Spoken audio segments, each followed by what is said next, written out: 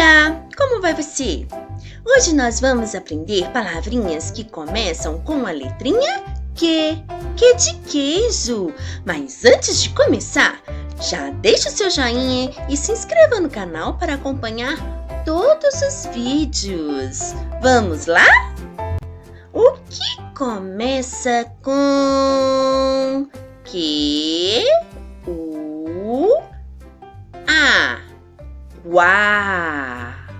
O que começa com quá? Sacola?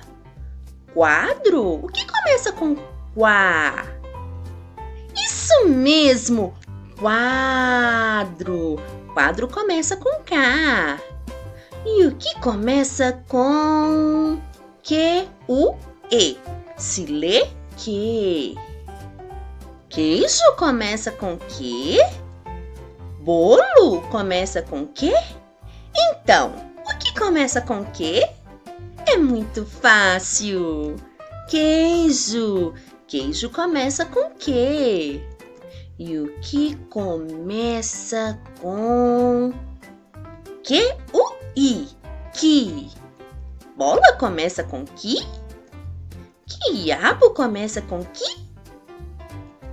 Sim, quiabo começa com qui. É isso aí, turminha. Por hoje foi só. Vejo você no próximo vídeo. Beijinhos e até mais!